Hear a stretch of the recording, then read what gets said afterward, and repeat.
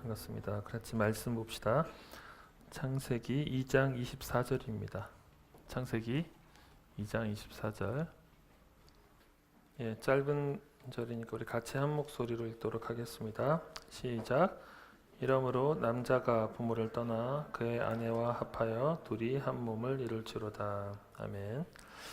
제가 예전에 창세기 강의를 하면서 여러분들과 함께 이 말씀을 나눈 적이 있었습니다. 그때와는 조금 다른 초점으로 본문을 좀 보도록 하겠습니다. 얼굴 좀 들어보시겠습니까? 추석에 보름달이 참 아름다웠는데 여러분들의 얼굴도 환한 동글동글 축복합니다. 이제 여러분 저와 같이 다이어트를 시작하면 어떨까요? 저는 이제 다이어트를 시작하기로 했습니다. 다시 새로운 마음을 가지고 다이어트를 시작할 겁니다. 연휴가 참 길었죠. 사실 지금도 연휴라고 할 수 있겠죠. 여러분 옆에 있는 빈자리는 멀리 여행을 갔거나 아니면은 가까운 곳으로든지 가족 모임으로 간 지체들이 있을 것입니다. 추석 동안 여러분들이 고향집을 내려갔든지 혹은 여러분들의 집에 손님들이 오셨든지 혹은 여러분들의 가정이 또 다른 가정으로 가셔서 친척 집에서 모임을 하셨든지 여러분들이 경험한 여러분들 아마 가족을 다 경험하셨으리라고 생각합니다. 추석 기간 동안 여러분들 나름의 가족 혹은 고향에 돌아가지 못했던 분들은 그리움의 대상으로의 가족도 여러분들이 경험하셨으리라고 생각합니다. 추석 동안 가정을 경험하시고 나서 여러분들이 돌아왔을 때 여러분들의 마음에는 어떤 느낌이 남았습니까?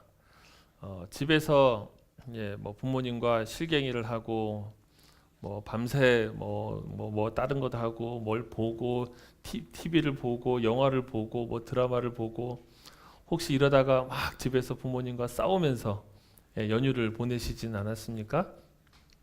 어떤 분들은 타지 생활, 고된 타지 생활을 하다가 고향으로 내려가서 부모님과 함께 또 푸근한 그런 연휴를 보내신 분도 있으리라고 생각하고 또 혹은 고향에 내려갔더니 친척들이 오시면서 해선 안 될 금기어들을 마구마구 쏟아놓은 결혼이라든지 취업이라든지 절대로 해선 안 될 이야기들을 막 쏟아놓으시는 바람에 여러분들의 마음이 불편하거나 어려움이 있지는 않았습니까? 좀 가정에 대해서 같이 말씀을 통해서 좀 생각해 보려고 합니다. 저는 여러분들에게 같이 면담을 하고 저를 찾아와서 이야기를 나누면서 다양한 가정의 모습을 접합니다. 다양한 가정을 접하고 또 살아온 이야기들, 제자반 면담을 하면서도 그렇고 여러 가정의 모습을 접하는데요. 참 제가 전체적으로 보았을 때 한 경향을 바라보게 되는 것은 무엇이냐면은 건강한 가정 속에서 자란 사람들은 생각보다 적다는 겁니다. 사람들의 얼굴만 놓고 보았을 때는 정말로 건강하게 밝게 잘 자랐어요. 그런데 사람들의 삶의 내면들을 이렇게 살펴보고 그것을 들추어 보면은 다들 그 가정 속에서의 저마다의 아픔이 있어요. 건강한 가정 혹은 행복한 가정에서 자란다는 것이 얼마나 어려운지 모르겠습니다. 그리고 행복이라고 하는 것은 여러분 10년, 20년 평생을 행복하다가도 한순간이 불행하면 그 전체가 불행해지는 것 아닙니까? 이 불행이라고 하는 것, 어려움이라고 하는 것, 상처라고 하는 것 이런 것들이 그 전의 시간들이 참 내 안에서 기쁨과 감사가 있었다 하더라도 그 어떤 큰 사건, 어떤 아픔 이런 것들이 또 남은 그 전체들을 또 걸어온 시간들을 더 어두운 색깔로 물들이기도 하죠. 가정이 행복하면 좋겠지만 불행한 가정 또 가정을 통해서 마음에 짐을 안고 살아가는 이들이 참 많은 것이 지금 세대의 현실이 아닌가 하는 생각을 합니다. 저는 그렇게 찾아오면은 격려를 하고 이야기를 합니다. 너는 꼭 좋은 가정을 이루어야 된다. 저한테 축복 받으신 분들 많죠. 너 정말 결혼 잘해야 돼. 너 정말로 행복한 가정 이루어야 되고, 넌 정말로 아름다운 가정, 하나님 나라를 이루는 그런 귀한 가정을 이루어야 된다라고 제가 오면 축복을 합니다. 자, 그런데 이 가정을 아름다운 가정, 행복한 가정, 귀한 가정을 이루라라고 제가 축복을 하지만 사실 가정을 이룬다는 것도 지금 시대에는 참 어려운 일이죠. 참 쉬운 일이 아닙니다. 왜냐하면은 가정을 혼자서 이룰 수만 있다고 한다면은 좋은 가정을 내가 한번 설계하고 그릴 수 있겠지만 가정을 이룬다는 것은 누군가와 함께 이뤄야 되는 것 아닙니까? 대상을 찾아야 되죠. 대상을 찾아야 되고 대상을 찾기 위해서는 또 무엇이 필요합니까? 대상을 찾을 수 있을 만한 사회적인 조건을 요구하는 시대에 우리가 살고 있는 것 같아요.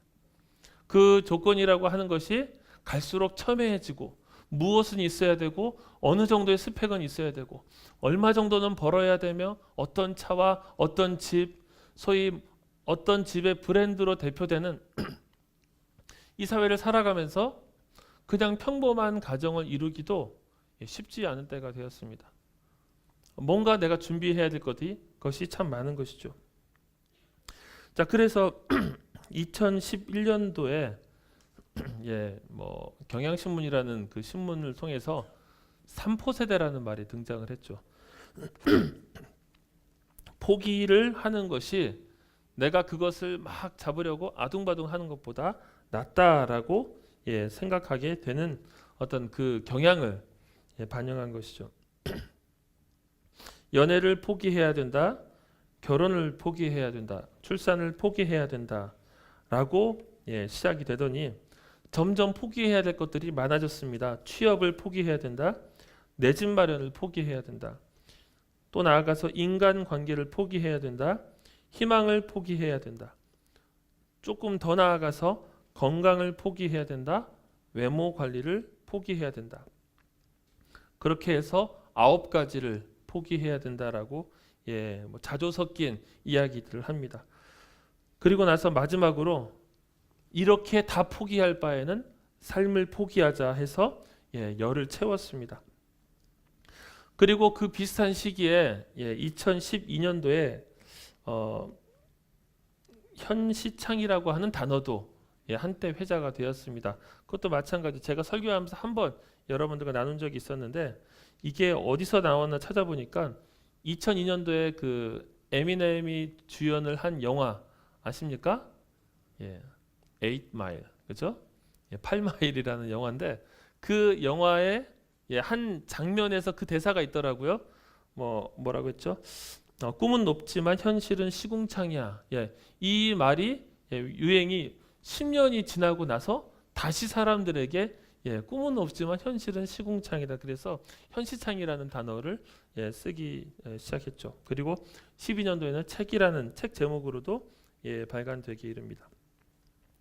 자, 그래서 이런 상황이다 보니까 연애에 대해서, 결혼에 대해서, 출산, 취업, 내 집 마련, 인간관계, 희망, 건강, 외모, 삶다운 삶을 얻지 못한 누군가는 다른 일을 보면서 상실감을 느낄 수밖에 없는 것이죠.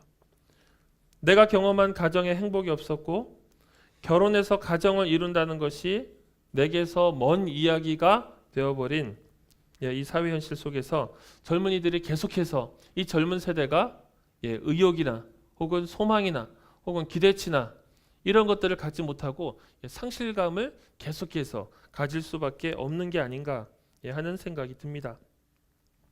그래서 저는 가정에 대해서 예전 같으면은 평범하고 평이한 설교였을 텐데 서론이 길었습니다. 가정에 대해서 제가 이야기하는 것은 여러분들에게 어떻게 보면은 희망 고문이 될 수도 있겠다라는 생각이 듭니다. 그래서 제가 지금 서론을 길게 한 겁니다. 이러한 상황임에도 불구하고 그럼 가정이라는 것은 우리에게 도대체 무엇이냐? 뭔가 특권층만 얻을 수 있는 그 무엇이어야 하는가?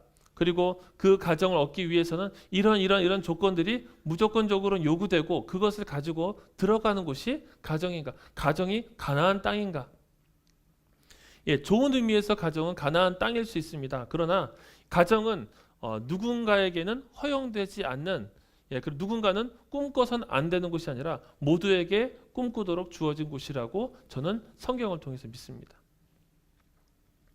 왜 그렇습니까? 성경은 가정이라는 것을 통해서 하나님 나라가 이루어지고 있는 모습을 계속해서 보여주고 있기 때문입니다. 아마 성경을 유심히 살펴보신 분들은 이 시점에 저한테 질문을 할 것입니다. 성경에서 도대체 가정의 모습을 상세하게 보여주는 그러한 어떤 비중이 얼마나 된단 말입니까? 제가 준비하면서 좀 생각을 해봤습니다. 성경이 가정을 얼마나 다루고 있나? 좀 이렇게 훑어보니까 성경은 가정에 대해서 많이 다루고 있지 않더라고요. 자녀를 어떻게 양육할 것이며 또 가정에서 자라는 아이들의 정서적인 특징과 심리적인 어떤 그 경향은 어떻게 되는지, 가정에서의 삶이 어떠해야 되며 엄마의 역할, 아빠의 역할이 어떠해야 되는지에 대해서 물론 바울 서신에서 잠깐씩 나옵니다. 여러분, 그런데 성경은 전체적으로 가정에다 포커스를 두고 있는 것 같지가 않아요. 그래서 제가 설교하다가 설교를 준비하다가 성경은 왜 가정에 대해서 포커스를 두고 있지 않지? 저는 이미 설교문을 작성해 나가고 있는데 이거 어떡하지? 설교문 제목도 다 보내버렸는데 제가 찾으면서 뭘 발견했냐면요. 성경은 가정에 대해서 상세하게 말하지 않습니다. 그런데 하나님 나라의 모든 스토리는 가정을 통해서 이루어지고 있어요. 저는 그래서 결론을 내렸습니다. 성경은 가정을 상세하게 보여주지 않지만 성경은 가정을 전제하고 있습니다. 성경의 모든 스토리들은 여러분 요한계시록에 이르기까지 이 모든 스토리들은 한 30년 동안에 이루어진 짧은 기간 동안에 이루어진 스토리가 아닙니다.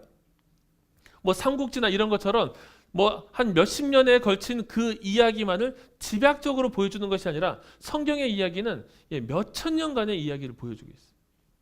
몇천 년간에 걸쳐서 이루어진 수많은 사건들 속에는 인물들이 등장을 합니다. 인물들이 멋있게 어떤 역할들을 감당하면서 등장을 하고 하나님 나라의 일들을 이루어갑니다. 그런데 그 모든 인물들은 가정을 통해서 잉태되었고 출산되었고 양육되었던 것이죠. 여러분, 심지어 예수님의 스토리도 예수님의 가정사에 대해서는 별로 나오지 않는 거 아시죠? 33년 동안 이 땅에 사시는데 출생할 당시에 조금 나오고요. 그리고 12살 때 예수님께서 그 성전에 올라가셨을 때 그때 잠깐 등장을 하고 그 뒤로는 등장하지 않아요. 딱 공생의 3년 기간, 마지막 3년이 비중 있게 다루어지죠. 여러분, 그렇다고 해서 예수님의 가정이 의미 없었다라고 말할 수 있겠습니까? 오히려 우리가 그것을 발견할 수 있는 거죠. 하나님께서 예수님을 인간의 가정에 맡기시다니. 저는 예수님의 가정이 숨기는 가정이었는지 엮이는 가정이었는지 알지 못합니다. 여러분, 그런데 놀라운 것은 하나님께서 마리아와 요셉을 아주 특출난 사람으로 자녀 양육에 대해서 나름의 어떤 철학과 관점과 경험을 가진 사람으로 부르지 않으셨다는 거예요. 마리아 엄마 역할 처음이었어요. 요셉 아빠 역할 처음이었어요. 그 초짜들한테, 그 초보들한테 하나님께서 예수님을 맡기시고 자라게 하셨다는 거예요. 심지어 예수님에게까지도 가정이라는 것이 전제되어 있다면 여러분, 성경은 이 가정이라고 하는 것을 모든 사람, 모든 역사마다 전제하고 있다고 봐도 과언이 아니겠죠. 다만 저는 그 가정이 숨기는 좋은 역할을 하는 가정이었는가, 안 좋은 역할을 하는 가정이었는가, 그 부분에 대해서 우리가 살펴볼 여지가 있다고 생각합니다. 좀 제가 뒤에 보겠지만 성경에 나오는 인물들의 가정은 엮이는 가정이 훨씬 더 많았던 것 같아요.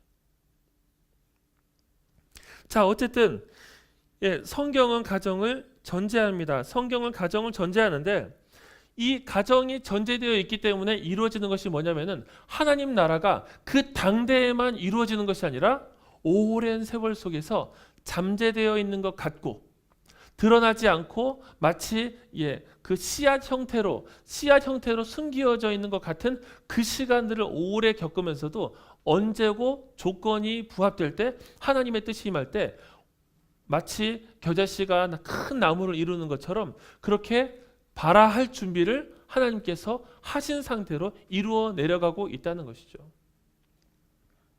그래서 여러분, 가정이라는 것이 어떤 방식으로 숨어 있습니까? 역대기 1장을 보시면요, 역대상을 여러분들이 보신다면은 역대상 1장부터 8장까지는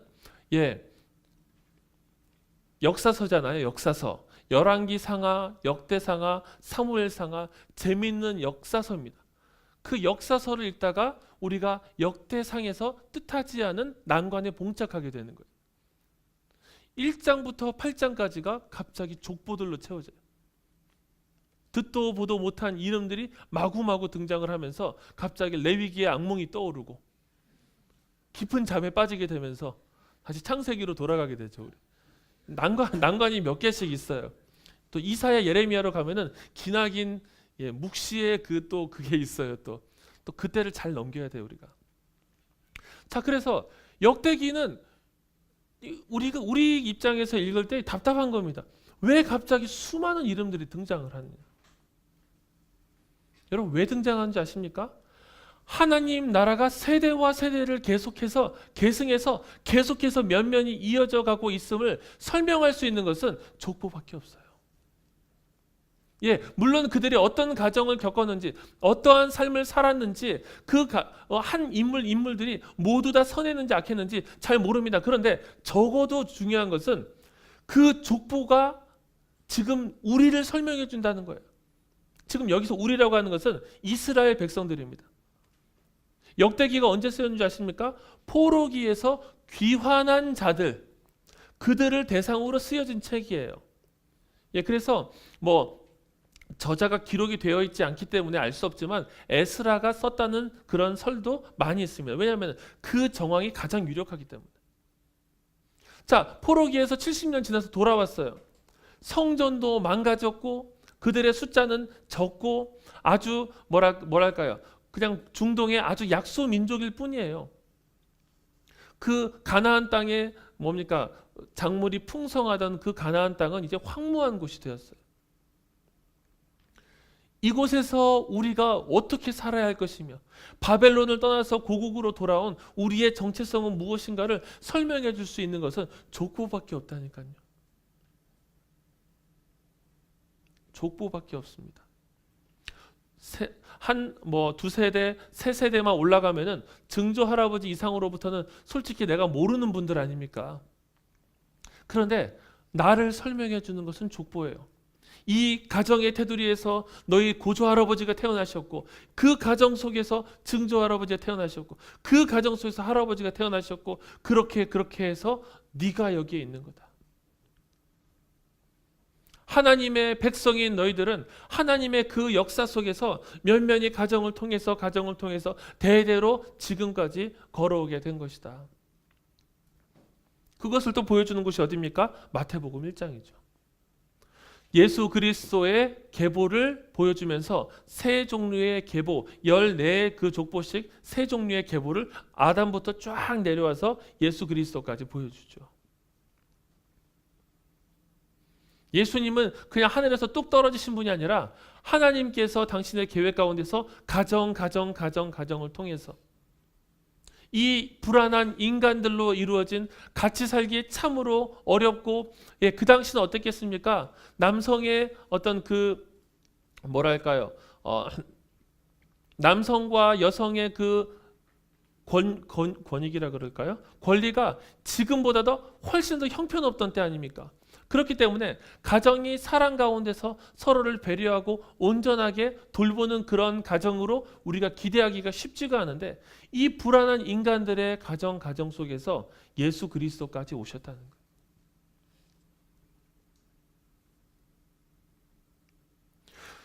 하나님께서는 가정을 통해서 당신의 나라의 모습을 보여주기를 기뻐하십니다. 인간의 가정은 참으로 불완전하고 불확실하고 그리고 불안하지만 그 가정을 통해서 하나님은 당신의 뜻과 당신의 나라를 보이기를 기뻐하셨어요. 그래서 여러분, 하나님과 예수님의 관계를 우리가 생각할 때 가장 머리에서 확실하게 떠오르는 그림은 뭡니까? 하나님 아버지, 예수님은 그의 독생자. 그렇죠? 우리가 생각하는 혈연적인 독생자, 그러면 또 자연스럽게 그럼 엄마는 어디 있나? 그럼 또 하나님의 교회에서 여기에 엄마가 계시지. 이렇게 하면서 이상한 그림이 생기지만 지금 그런 엄마와 아빠와 그걸 얘기하는 것이 아니라 하나님은, 예수님은 어떤 분입니까? 근본 하나님의 본체셔요. 하나님과 동등한 하나님의 본체신데 그 하나님께서 인간으로 내려오신 그 인간 예수님을 하나님과의 관계를 표현할 때 가장, 우리가 생각할 때 가장 온전하게 표현할 수 있는 그림이 아버지와 아들이기 때문이에요. 아버지와 아들. 그래서 여러분, 그 아버지와 아들의 친밀감 속에서 우리도 하나님을 아버지라고 부르죠. 우리 이제 다음 주, 다다음 주 계속 살펴볼 겁니다. 우리도 하나님과 아버지 관계 속으로 들어가는 거예요. 그 무한한 타자인 그 절대자, 초월자 하나님이 나와 아버지 관계가 된다는 것이 얼마나 놀라운 신비입니까? 그 단어가 표현해주고 묶어주는 그 친밀감이라는 게 얼마나 대단합니까? 예수님께서 그렇게 이 땅 가운데 오셔서 하나님과 아버지 관계를 맺으셨다는 거예요. 그 아버지는 어떤 분입니까? 사랑하시는 분. 그 아버지는 어떤 분이십니까? 돌보시는 분. 그 아버지는 책임져 주시는 분, 공급해 주시는 분, 보호해 주시는 분. 우리가 생각하는 아버지의 그 이미지는 여러 면에서 왜곡되어 있죠. 아버지 하면 딱 떠오르는 것, 우리 아들도 그러더라고요. 아빠 뭐 얘기하니까 또 혼낼 거잖아 이러더라고요. 얼마 혼내지도 않았는데 얘들은 항상 억울해요. 아버지의 이미지가 우리 인간 속에서는 많이 왜곡되어 있지만 하나님을 통해서 참된 아버지가 어떠한 분이신가를 우리가 또다시 바라볼 수 있는 거죠. 자, 그래서 하나님과 예수님과의 관계, 성경 속에서는 이 가정의 이미지를 계속해서 보여주십니다. 그런데 예수님이 복음서에서 살아가시면서 복음서의 예수님의 행적 중에는 가정을 조금 부정하시거나 가정을 좀 무의미하게 만들어버리는 그런 뉘앙스의 발언이 몇 가지가 있습니다. 마태복음 12장 46절에서 50절까지 보시면은 예수님이 무리들, 제자들을 향해서 말씀하고 계시는데 어머니와 동생들이 예수님을 기다리고 찾아왔습니다. 어머니와 동생들이, 동생인데 형제들입니다. 사실 형제라는 단어인데 예수님을 찾아서 기다리고 있었어요. 그때 예수님께서 이렇게 말씀하십니다. 누가 내 어머니이며 누가 내 동생들이냐.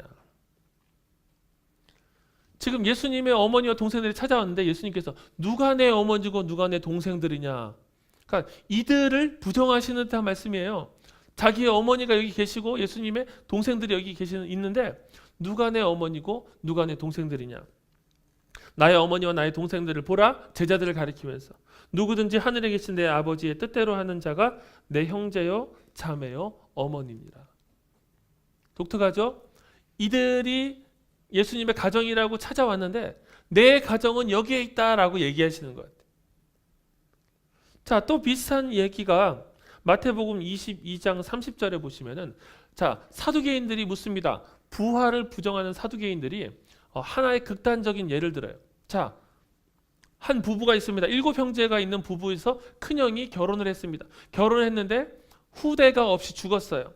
자, 그러면은 그 당시의 풍습상 형이 죽으면은 동생이 그 형수와 같이 이제 그 뭡니까? 부부 관계를 통해서 후대를 잇는 그 풍습이 있어요. 그래서 형이 죽고 둘째인데 둘째도 후사가 없이 죽었어요. 셋째도 후사가 없이 죽었어요. 넷째도 후사가 없이 7째까지 다 죽었어요. 그리고 질문을 하는 겁니다. 천국을 가면은 도대체 이 여인의 남편은 누가 되겠습니까? 묻는 거예요. 그러자 예수님께서 얘기하시죠. 너희들이 뭔가 오해하고 있다. 부활의 상태에 대해서 너희들이 오해하고 있다. 부활은 결혼을 하거나 부활 때는 장가도 아니가고 시집도 아니가고 하늘에 있는 천사들과 같으니라. 마치 여러분 지상의 관계가 해체되는 것 같죠. 그래서 종종 뭐 제자훈련 하면서 혹은 성경에 대해서 저한테 질문하는 질문 중에 하나가 뭐냐면은 저는 엄마를 너무 사랑하는데 천국 가면 엄마와 남남이 되면 어떡합니까? 저는 그런 천국 가고 싶지 않아요. 이렇게 저한테 묻는 경우가 있어요. 저는 너무나 사랑하는 가정이 있는데 천국 가면은 그런 가정이 해체되어 버릴까 싶은 두려움이죠. 저는 충분히 일리가 있다고 생각을 해요. 그런데 중요한 것은 뭐냐면요. 우리가 생각하는 생각의 방식은 좋은 것에 상실적으로 나아간다는 거예요. 여러분, 천국이 좋은 곳이 아니라면 천국이겠습니까? 그렇죠? 천국이 좋은 곳이 아니면 천국입니까?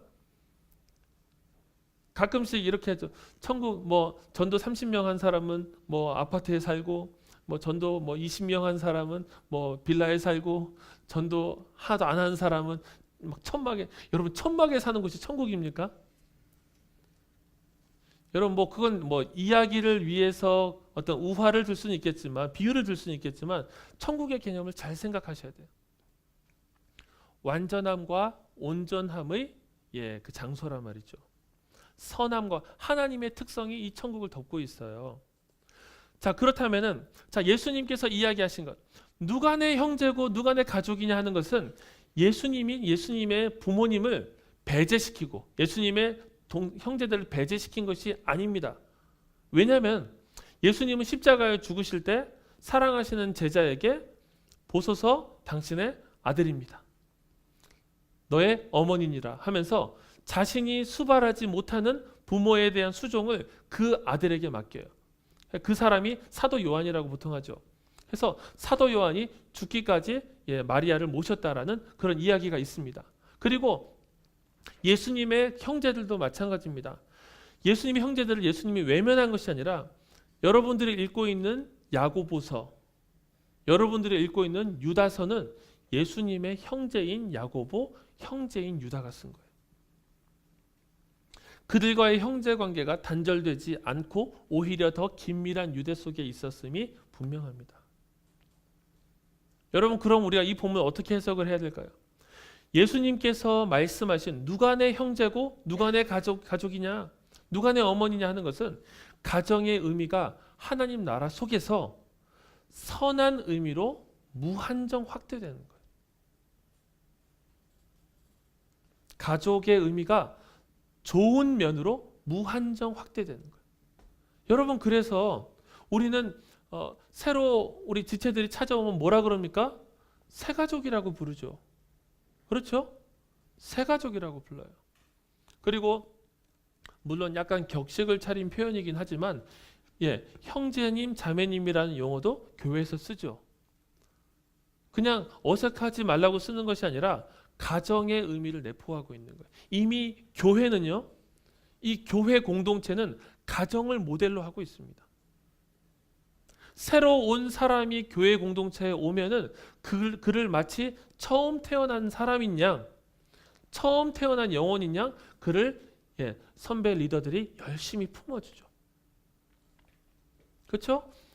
조원들도 마찬가지입니다. 그가 영적으로 어린 아이인 것처럼 리더들이 그들을 품어주고 그 영혼을 또 말씀을 먹이는 역할을 감당하죠.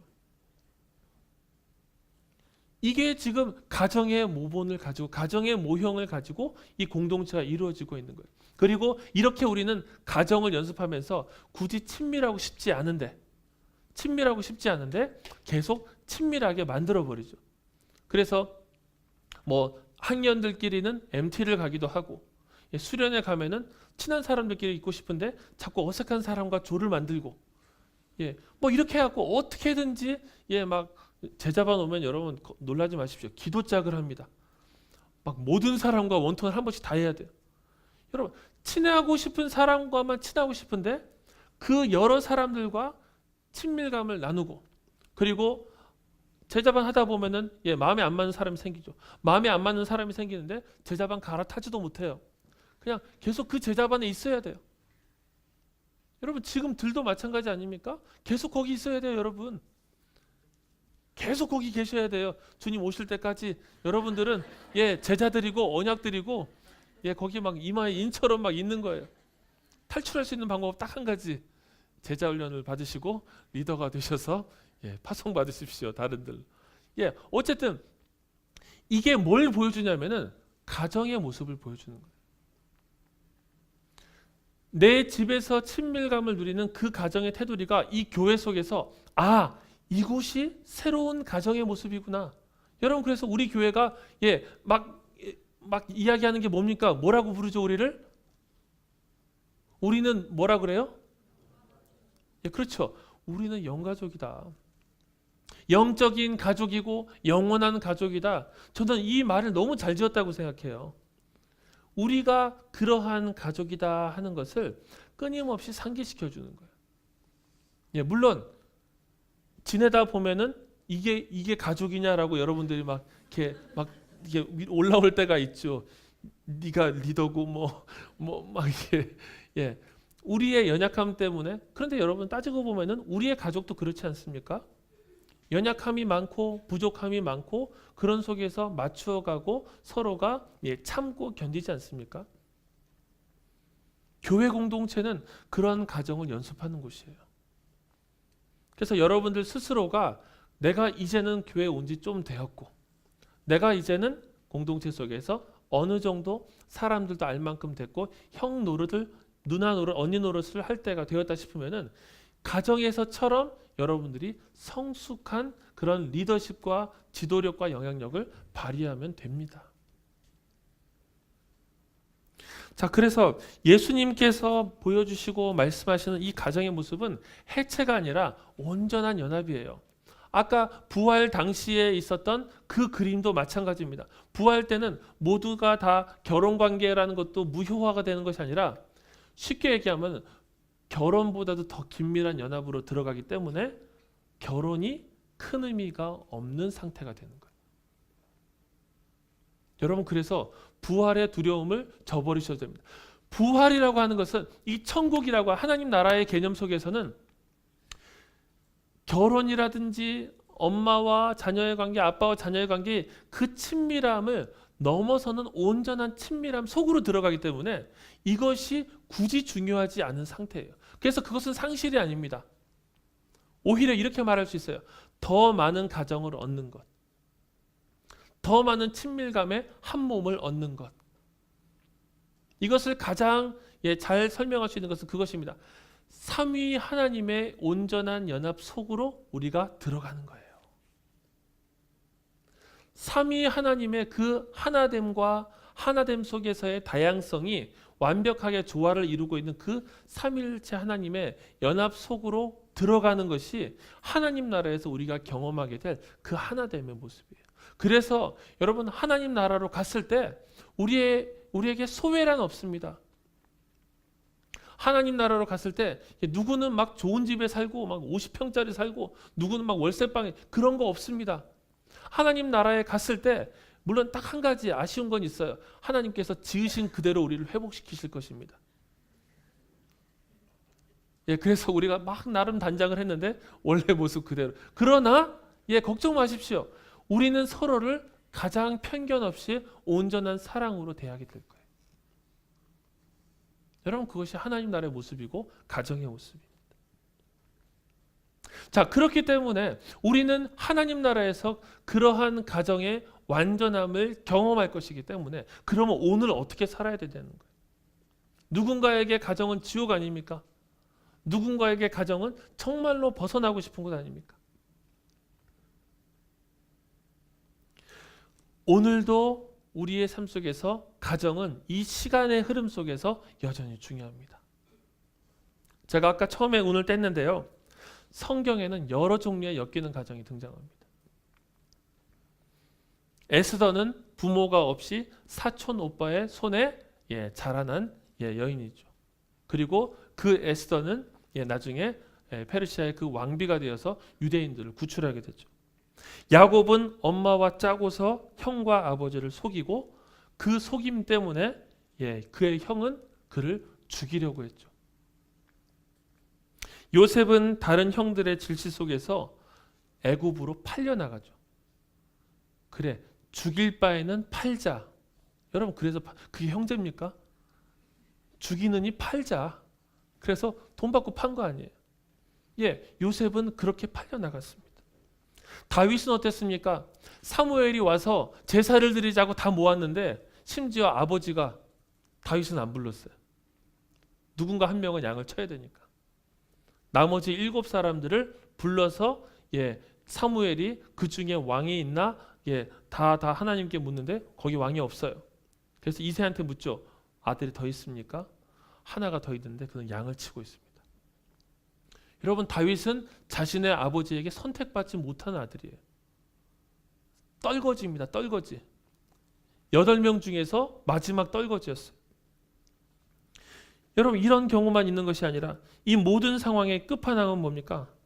가인과 아벨이죠. 아담과 하와가 낳은 두 아들 가인과 아벨. 그들은 서로 싸우다가 한 명이 죽고 말았습니다. 서로 싸운 건 아니죠. 가인이 아벨을 질시한 것이죠. 성경에는 수많은 종류의 엮이는 가정이 등장을 합니다. 그리고 여러분들이 아시듯이 마태복음의 그 족보 속에서는 근친상간도 등장을 하고요. 이방인 여인도 등장을 하고요. 다양한 종류의 그 당시에 숨기는 가정이라고 볼 수 없는 여러 종류의, 왜 그런 가정들의 스토리만 모아놓은 것 같이. 그런데 그 안에서 하나님 나라의 이야기들이 면면이 이어져 오고 왔다는 거예요. 여러분, 그래서 저는 지금 이 시대에도 우리 안에 두 가지 종류의 소망이 필요하다고 생각합니다. 한 가지는 현재 내 가정 상황에 대한 견딤이에요. 견딤과 이해와 용납과 그 속에서 하나님의 뜻을 묻는, 또 하나님의 관점을, 하나님의 마음을, 그리고 하나님께서 이 상황과 이 시간을 통해서 나를 믿음으로 연단시켜 주시기를. 저는 그것이 믿음의 재료로만 사용된다면요, 정말로 깊은 영적인 성숙이 그 안에서 길어 올려질 수 있다는 것을 여러 사례를 통해서 보았습니다. 제가 선교단체 할 때 저희 선배 자매님이 계셨어요. 선배 자매, 믿은 지 얼마 안 되신 분인데 수련회를 가려고 하면은 집을 나갈 준비를 하고 각오를 하고 수련회를 가는 거예요. 그리고 수련회 갔다가 돌아오면은 머리가 다 뽑힐 각오를 하고 진짜 아버지와의 일전을 준비하고 기도부터 다 하고 들어가는 거예요. 여러분, 그렇게 계속 수련회를 갔어요. 근데 몇 년 하나님을 믿지 않았는데 그분이 하나님을 알고 하나님의 은혜로 성숙된 그 속도가 제가 따라갈 수가 없는, 저는 모태신앙이고 저 나름 성경도 깊이 한다고 생각하는데 많이 읽었고 많이 알고 경험이 많은데 속도를 따라갈 수가 없는 거예요. 그 가정이 매일마다 전쟁터였기 때문에 그 속에서 하나님을 철저하게 붙잡고 철저하게 의지하면서 하나님과 동행할 수밖에 없었던 거예요. 그 안에서 그 선배의 성숙을 보면서 이 가정 속에서 하나님께서 그 자매를 보석처럼 믿으시는구나. 그런데 그런 한 명이 그 가정의 믿음의 씨앗으로 들어갔어. 그 안에서 하나님을 끝까지 붙들어내고 하나님의 사랑으로 그 가정의 구성원들을 품을 때 여러분, 한 번의 변화는 없습니다. 평생 굳어진 것이기 때문에 한 번의 변화는 없어요. 그런데